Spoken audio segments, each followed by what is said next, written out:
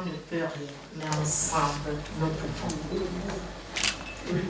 Mesdames et messieurs les représentants, on a seulement le directeur de cabinet du ministre de l'Entrepreneuriat, Excellences, messieurs les ambassadeurs, monsieur le formateur, Excellences, messieurs en vos rangs et qualités. Mesdames et messieurs, chers participants, pour ne pas dire chers experts. L'honneur me choisit en cette circonstance particulière de prendre la parole au nom de monsieur le ministre d'État, ministre des Sports, des Loisirs, de la Culture et de l'Artisanat. À l'occasion de la clôture de la formation, créer un incubateur culturel au Gabon, initié par la délégation de l'Union européenne en collaboration avec l'Institut français du Gabon. Cette formation, qui n'est pas la première, vient renforcer l'intérêt que nous avons tous de voir le secteur culture redynamisé, notamment par la perspective de la professionnalisation des métiers liés à ce secteur. Mesdames et messieurs, la culture a un sens, oui.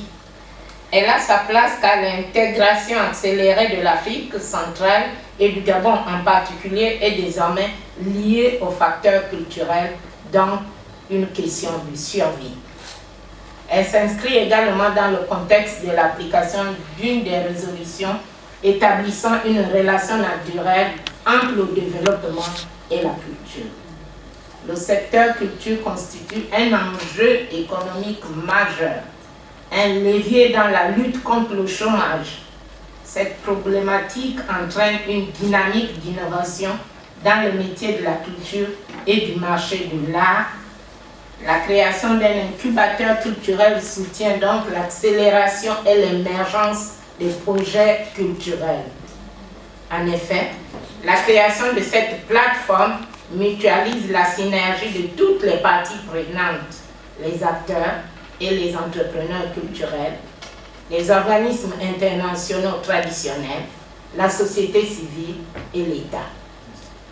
Mesdames et messieurs, le défi actuel de notre département ministériel est de penser à un écosystème culturel productif et rentable selon les standards internationaux qui participent à l'économie nationale et au rayonnement de la culture, autant sur le plan national qu'international.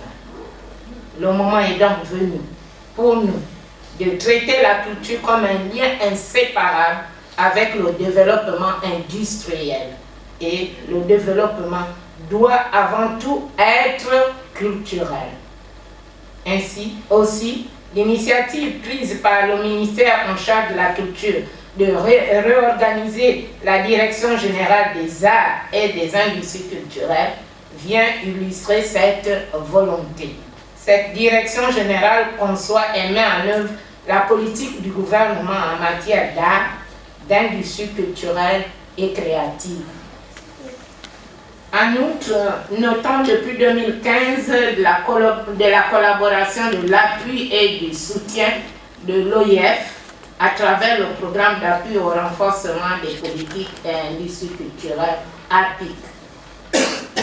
De plus, les industries culturelles telles que la musique, le livre, les arts visuels, le design, la danse, le théâtre, et j'en passe, les moyens audiovisuels et même l'artisanat deviennent des contributeurs importants au PIB.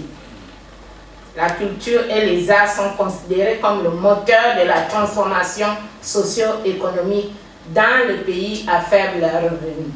Si le développement peut être considéré comme un phénomène de la transformation qualitative d'une société ou groupe d'individus dotés d'une expérience commune de la vie, alors le développement culturel est la transformation sociétale qualitative qui cimente l'identité et les ressources culturelles de la communauté concernée.